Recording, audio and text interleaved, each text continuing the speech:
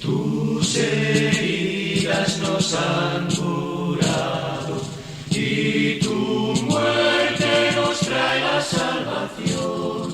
En la cruz nos das la vida, por tu sangre el perdón. Hola hermanos, el día de hoy 11 de marzo del 2022, viernes de la primera semana del tiempo de la Cuaresma, 5 viernes, Viernes Santo. O sea que por lo tanto vamos preparando estos ejercicios espirituales. Tienen que ponernos a buen ritmo, a buen tono para llegar a la celebración del Triduo Pascual con la alegría, con el ánimo de vivir la experiencia una vez más, renovar nuestro compromiso bautismal y vivir la experiencia y la alegría de ser creyentes. Bueno, hoy es día de un santo, yo quisiera ponerme en sus pies, en sus sandalias, no sé cómo decirlo, porque realmente le debe haber tocado un sufrimiento muy, muy grande, porque fue el obispo de Jerusalén en el momento en que en el año 638 los sarracenos, los musulmanes árabes, toman la ciudad. Ha de haber sido dolorosísimo, ¿no? Estamos hablando de San Sofronio de Jerusalén. Sofronio había nacido en Damasco en el año, ahí algunos dicen 560, otros hablan un poco más temprano. Bueno, nació en Damasco, eso es lo que sabemos.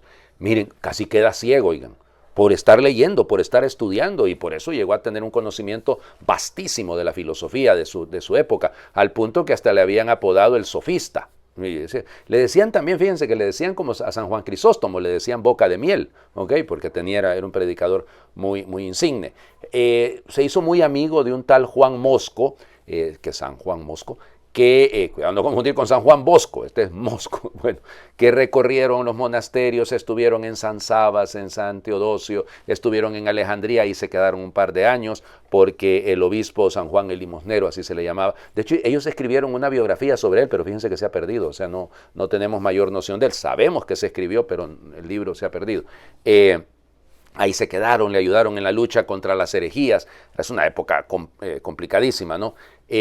Cuando muere el obispo Modesto en Jerusalén, entonces a él lo eligen obispo. Se habían ido en peregrinación hasta Roma con San Juan Bosco y allá murió él. Y entonces cuando él regresa a Palestina, ahí lo eligen a él obispo de Jerusalén. Y bueno, en una época, ya les digo, complejísima, ¿no? Es el año, probablemente alrededor del año 620 y tantos. En fin. Lucha contra la herejía, le escribe una carta al Papa Honorio muy famosa. Al Papa Honorio se le ha criticado porque dicen que no fue tan firme y claro en contra de la herejía monotelita, en la que se dice que en Cristo solo hay una voluntad, ¿no? Y no, pues eso es verdadero Dios y verdadero hombre, son dos voluntades. En fin, el asunto es que estas discusiones terribles, ¿no? Incluso se dice que mandó a San Odor, creo que se llama, y lo mandó y le dijo, te vas para Roma hasta que consigas que el Papa cambie de parecer y no vaya a ser que cometa una herejía. Y allá se estuvo, dicen, 10 años, porque murió Honorio, o sea, es decir, ya tuvo que esperar hasta que ¿cómo les diría? Se convocó a un concilio en Letrán, a un sínodo, no un concilio, el concilio de Letrán será mucho más adelante, y ahí se definió claramente el asunto, ¿verdad? Ahora, el tema, ya les digo, la parte más dolorosa es que a él le tocó en el 638 ver la caída de Jerusalén. Algunos dicen que muere ese año, en el 638, otros biógrafos hablan del 639. E hizo lo que pudo para salvar a su gente, para preservar los lugares santos. Recuerden que los musulmanes árabes, en general, fueron siempre muy respetuosos de los cristianos. Les cobraban impuestos y ahí está, ¿no? Hasta en el Alcorán está el que tienen que pagarles impuestos hasta que se sometan, dice el texto. Pero sí fue muy duro. Él tuvo que huir, no se sabe exactamente dónde murió. Algunos dicen que en Alejandría, otros dicen que en la misma Jerusalén, en fin. Pero bueno, un hombre lleno de Dios, defensor de la fe. Cuánta falta nos hace, porque en estos días hay algunos que honestamente están atacando al Papa por algunas decisiones que ha tomado el Santo Padre, y cuidado, ustedes y yo no conocemos todo lo que está detrás, no caigamos en pensar que es un acto sencillamente porque este obispo está en contra de la vacuna, y no, tengan cuidado. Es decir, miren, si una cosa he aprendido yo en la iglesia, no se casen con una idea que dice por ahí alguien en Twitter. Hay que ser capaces de tener un poquito de criterio. Bueno, vamos a las lecturas del día de hoy. Leemos el libro del profeta Ezequiel, capítulo 18, versículos del 21 al 28. Esto dice el Señor. Si el pecador se arrepiente de los pecados cometidos, guarda mis preceptos y practica la rectitud y la justicia, ciertamente vivirá y no morirá. No me acordaré de los delitos que cometió, vivirá a causa de la justicia que practicó. ¿Acaso quiero yo la muerte del pecador, dice el Señor, y no más bien que enmiende su conducta y viva? Si el justo se aparta de su justicia y comete maldad, no se recordará la justicia que hizo. Por la iniquidad que perpetró, por el pecado que cometió, morirá. Y si dice, no es justo el proceder del Señor, escucha, casa de Israel, con que es injusto mi proceder. ¿No es más bien el proceder de ustedes el injusto? Cuando el justo se aparta de su justicia, comete la maldad y muere. Muere por la maldad que cometió. Cuando el pecador se arrepiente del mal que hizo y practica la rectitud y la justicia, él mismo salva su vida. Si recapacita y se aparta de los delitos cometidos, ciertamente vivirá y no morirá. Palabra de Dios. Te alabamos, Señor. Ok. Ay, Señor Jesucristo. Miren, Ezequiel representa en el proceso pedagógico de la comprensión del misterio de Dios y de su relación con nosotros, un avance importantísimo en la historia de Israel, importantísimo, porque Ezequiel nos va a recordar, primero, que cada uno es responsable de sus actos, porque andan algunos, y miren que a veces se encuentra uno eso con hermanos que se dicen católicos. ¿De dónde sacan eso, por Dios? ¿De dónde se inventan eso? Nuevo Testamento, Cristo, hay que leer a Cristo. No se pongan a leer cosas que sí, ay, qué padre, pero es que fíjese que está en la Biblia. Sí, está en el Deuteronomio, claro que sí. Y puede estar también en el libro de los Números. Pero eso no significa que no hay una progresión teológica. Ustedes no piensen que la Biblia fue escrita toda de un solo. O sea, vamos, Israel pasó, por ejemplo, de la monolatría al monoteísmo. Adoraban un Dios y luego terminaron reconociendo que había un solo Dios. Pero eso es un paso poco a poco, oigan. Hay una pedagogía ahí en todo esto. Entonces, claro que dice que los padres pagan y los hijos pagan las culpas de los padres y no sé qué. Sí lo dice.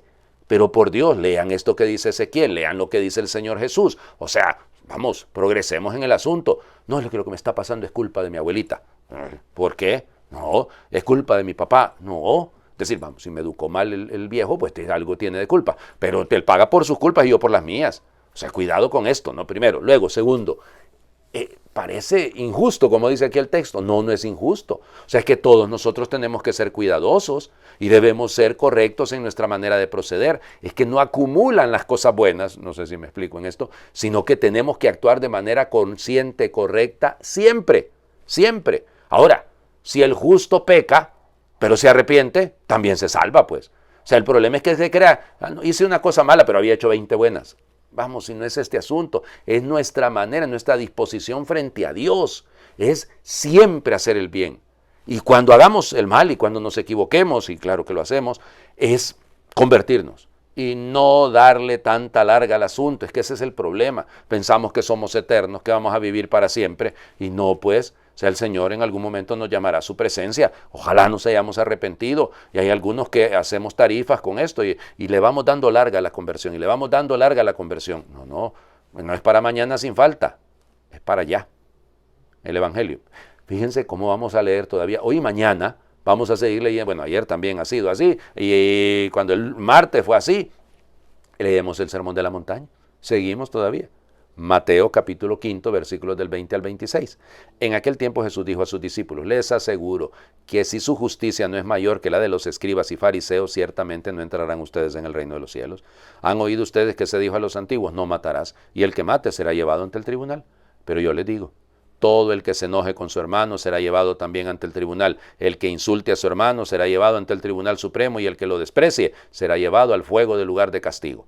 Por lo tanto, si cuando vas a poner tu ofrenda sobre el altar te acuerdas allí mismo de que tu hermano tiene alguna queja contra ti, deja tu ofrenda junto al altar y ve primero a reconciliarte con tu hermano y vuelve luego a presentar tu ofrenda. Arréglate pronto con tu adversario mientras vas con él por el camino, no sea que te entregue al juez, el juez al policía y te metan a la cárcel. Te aseguro que no saldrás de ahí hasta que hayas pagado el último centavo.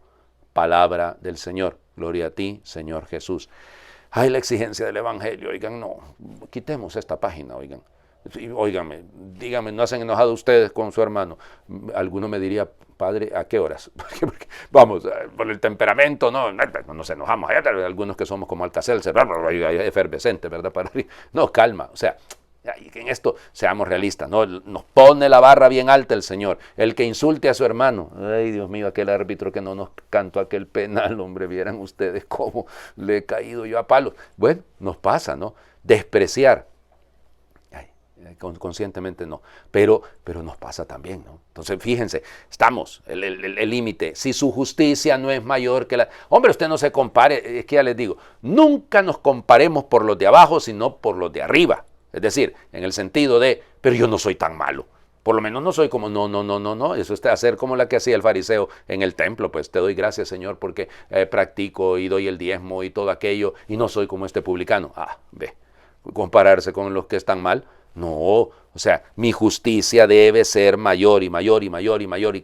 Acuérdense que justicia en el sentido del mundo hebreo se refiere al el justo es el que vive según Dios, el que adecúa su vida a los mandamientos de Dios, a la voluntad de Dios. No estamos hablando aquí de la justicia distributiva o de la... No estamos hablando de eso. Estamos hablando de ser justo delante de Dios, cómo me presento delante de Dios. Por eso, evidentemente, la relación con que si vas al altar a presentar tu ofrenda, miren qué interesante, ¿no? Al altar voy a presentar mi ofrenda a Dios, pero a Dios no le va a agradar algo cuando yo estoy enemistado con alguien. O sea, no tiene sentido una religión, o sea, una relación con Dios, si la relación entre los hermanos no va.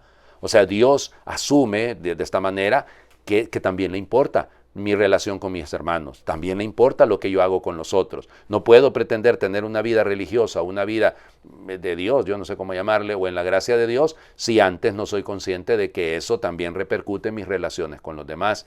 Por eso, ponte de acuerdo mientras vas de camino. Claro, mientras vamos de camino, mientras vamos por la vida, resolvamos nuestros problemas y no los dejemos para mañana. Hay que resolverlo ya. Pero es que el que me ofendió es el que venga él a pedirme perdón. Aquí estoy yo, lo voy a perdonar. Qué bueno que es usted, oiga. Si tu hermano tiene una queja contra ti.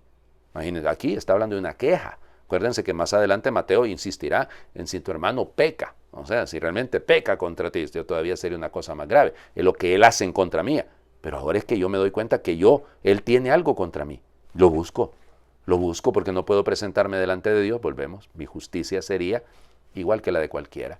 No tendría el corazón que pide el profeta Ezequiel. Les invito a hacer oración.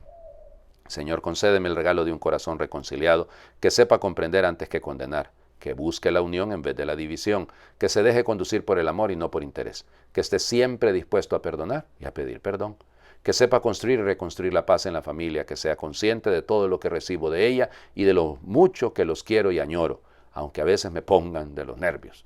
Que sepa ser puente de comunicación entre mis amigos, que no deje crecer las críticas que se hacen a la espalda, que busque más lo que nos une de lo que nos separa, que sea cercano con quien más necesite el calor de la amistad. Que sepa trabajar por la comunión en la comunidad, que no me deje llevar por estériles protagonismos y sepa promover la participación de todos, cada uno con las capacidades que Dios le ha dado. Que sea instrumento de paz en el pueblo, o en el barrio, en el mundo, que tenga especial cuidado y empeño en integrar a todos, a los pobres, a los marginados, a los que no cuentan, que no busque la confrontación, sino la comunicación. Señor, que cada día sepa descubrir tu amor infinito, muchísimo más grande que todos mis pecados y errores, para que a fuerza de acoger tu perdón de padre y madre, sepa contagiar la alegría de vivir como hermanas y hermanos. Amén. El Señor esté con ustedes. Y por intercesión de San Sofronio de Jerusalén, les bendiga a Dios que es Padre, Hijo y Espíritu Santo, y su bendición descienda, les acompañe siempre. Feliz viernes para todos. Vía Crucis hoy, hay que hacerlo. Prácticas de piedad, todas esas nos van ayudando a ir haciendo ejercicios espirituales.